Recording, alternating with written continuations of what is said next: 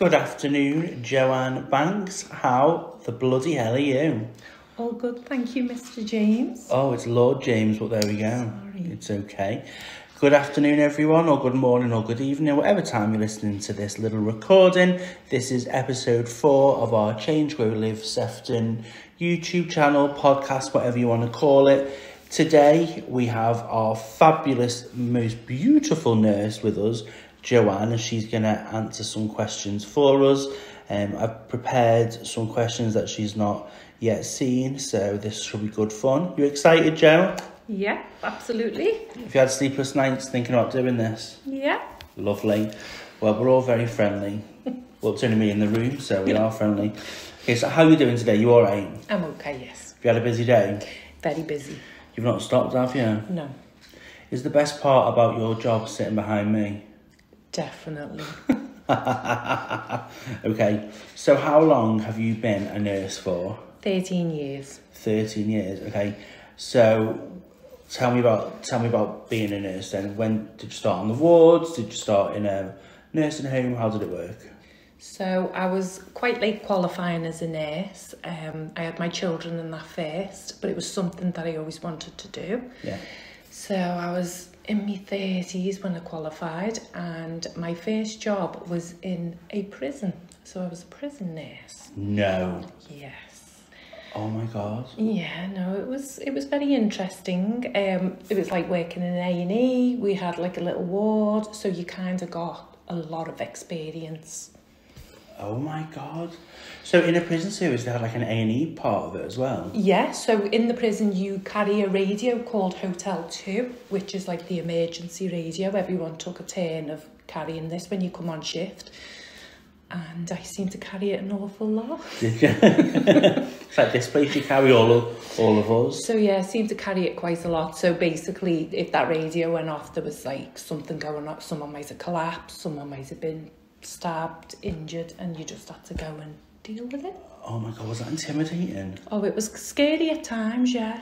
Very scary, but we had a good support there, the officers, Yeah. other nurse and staff, so... That is crazy. Mm-hmm. We'll come back to that. So how long have you been working in addictions for then? So I actually stumbled into addictions Drunk?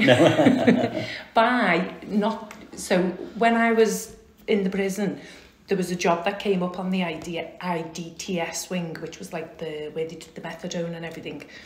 And you didn't have to carry the Hotel 2 radio, and you didn't have to do nights, so it was a bit of a no-brainer for me. I thought, I'm going for it. So I probably been doing that for about 7 years. So I'd done that for about 12 months. And then when our pharmacist left, he took a few nurses with him into the community. And I was one of the lucky ones. Was ya? Do you miss working in the prisons? No, not really. No, No, I don't blame you.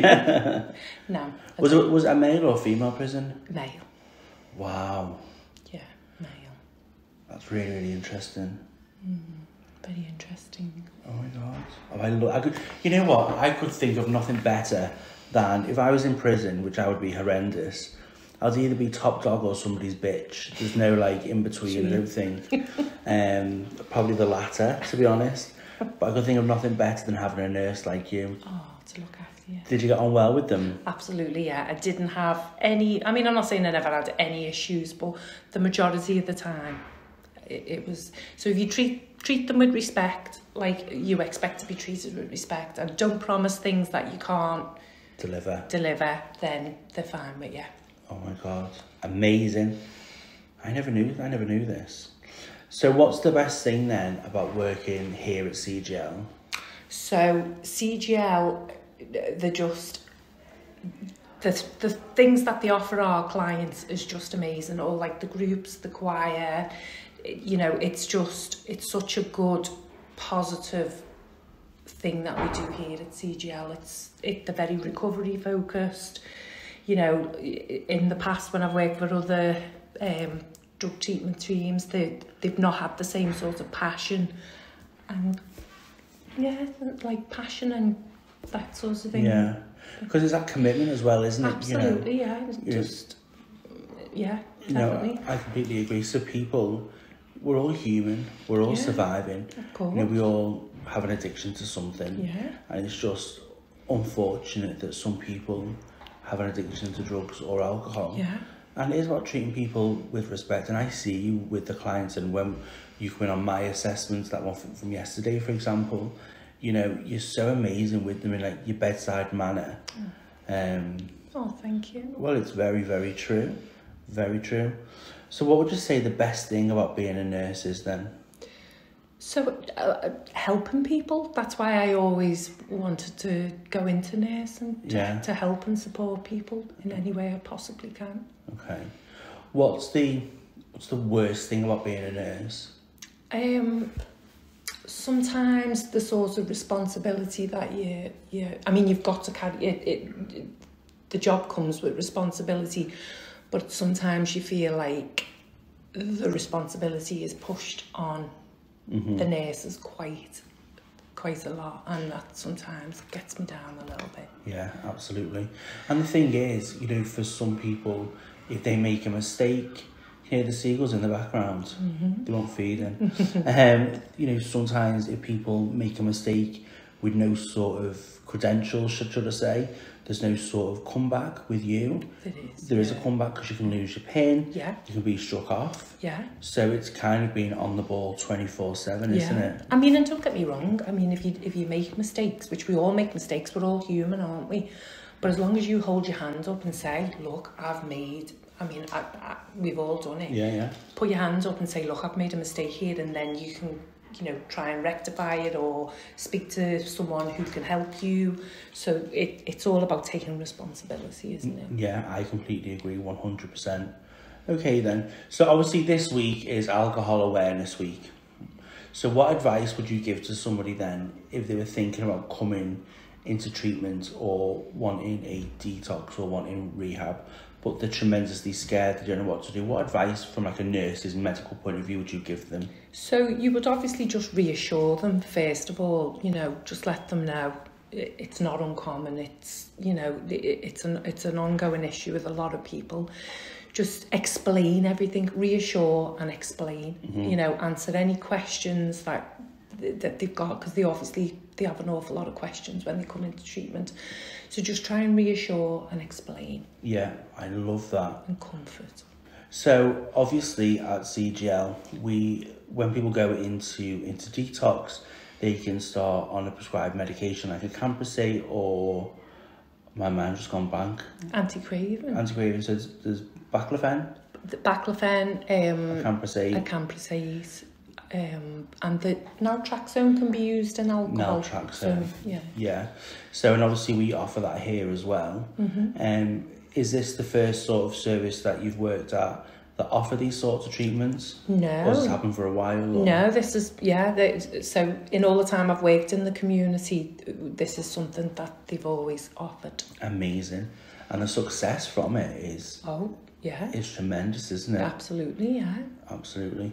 So, okay, because I know you as a colleague and a friend, and I know you've got a wicked sense of humour, you like a good laugh, and in this job you have to kind of be probably a little bit fucked up to do it, in the nicest possible way. I think we're all a little bit cuckoo. And I've seen what you're like with the patients, I've seen what you're like with myself, with the rest of us. Is there any sort of funny stories from when you've been a nurse that you can share? Bearing in mind this is going out publicly, so let's not say, oh, Mark James in bed for wet himself. Don't name any names. Yeah. So there's a lot of stories I can think of, but some of them are quite graphic, talking about bodily fluids and stuff like that. Oh, so, no way. Yeah, so we're probably not for... Not for this? Yeah, probably. Okay. Maybe we do like an after 9 PM one after the watershed, and you can say about the lady and the Maltesers. That wasn't Maltesers. That wasn't Maltesers. You definitely wouldn't want to eat them. No. Okay. So, obviously when people go into detox, or we do home detoxes here. Yeah, we do, yeah. We offer a course, is it 3 or 5 days of Pabrinex? So it used to be first 3 days of the detox, but that's actually now been extended to 5 days during the detox. Yeah. So daily 5 days of Pabrinex injection. So can you explain what Pabrinex is? So basically, it's just vitamins, including thiamine, and it's to help with the brain. The brain? Yeah, because obviously people who are drinking heavily, they tend not to eat very well, so they don't absorb the vitamins they need, and this is just a really good way of getting them vitamins into them. Those vitamins, yeah. I love it. So it's an injection in the bum. It is. It stings, apparently. Yes, it's not very nice when it's going in. It's quite loopy. It's like 2 different solutions. Oh, is it? Yeah. So, and then you have to mix them. And then we have to give them...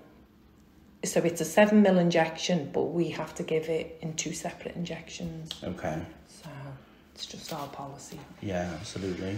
So I know people that have had Pabrinex and they feel So bloody amazing. Yeah. And I honestly think they should inject the staff every Monday morning. I would do it, do you know what I mean? I can inject people. Not very well, but I can do it. Oh, well, maybe we should bring it up at our next forum. Absolutely. Fabulous. Okay, so obviously it's Wednesday today. It's hump day, as they call it. So what are you going to be doing at the weekend? Well, as you know, I have just got a new little granddaughter called Lily. Little Lily, she's beautiful. And she's absolutely gorgeous. So probably spending some time with Lily. Yeah. Is she costing you a fortune yet? Absolutely, yeah. Oh, yeah. She's so cute. She's gorgeous. Beautiful kid. Because sometimes kids come out and we've got to say, they're ugly. They are, aren't they? But my Lily's not. She's absolutely stunning. But bearing in mind, they've been cooking for 9 months, haven't they? Sort of like little aliens. But I remember when my nephew was born and my sister went, oh God, isn't he beautiful? I said, no, he's vile. She went, what are you talking about? I said, I did. I said, Katie, he's awful. And he's absolutely beautiful now. And she didn't like me for that. I can imagine. But she's absolutely stunning. Gorgeous kid. Okay, so that's what you're doing the weekend. What's your favourite colour? Pink. Yeah, I like your pink cardigan. You look very fabulous today. Thank you. Okay, what's your favourite food? Oh, now that's a difficult one because I've got lots of favourite foods. If I was going to go out for something to eat, I'd probably say a nice Indian curry. A nice, do you like it spicy or not? Not too spicy. No. Just like middle of the road. Middle of the road? Yeah, I don't like it where your eyes are watering. Oh my God, no. Oh no, I don't like Literally couldn't cope with that. Favourite singer or band? So that's a bit of a difficult one. So I've always been a big fan of Madonna over the years. Madonna. She's not well at the minute, Madonna. No, I believe so. Perhaps she needs a Pabrinex injection. Perhaps she probably has them. Yeah. Madonna, yeah. She's come back to do her 40th anniversary tour. Well, I think she's not cancelled it, maybe postponed it, because I believe she was in intensive care. Yeah. But I don't know whether she's on the road to recovery now. I hope so. I know. This year, though, quite a lot of people that I like have passed away. So my husband bought me tickets to go and see Annie because Paul O'Grady was in it. He was playing Miss Hannigan. And I wanted to see Paul O'Grady for years. I loved him. And especially like as he wasn't playing Lily Savage, but he was looked a bit like her, playing Miss Hannigan. And he passed away, and I was just like, oh my God, I'm just devastated. So he was a bit of an idol, you know, he's from our neck of the woods and everything else. Yeah.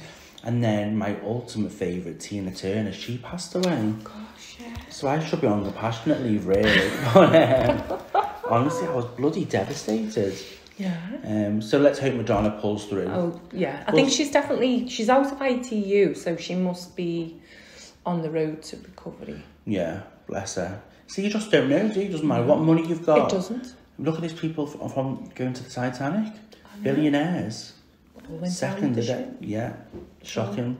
Okay, what's your favourite film? Oh, Dirty Dancing. Dirty Dancing, love that. Patrick Swayze. Watch it over and over again. I could watch it just for him. They're doing a second one, you know. Dirty Dancing? Yeah, apparently. Well, so my husband was telling me.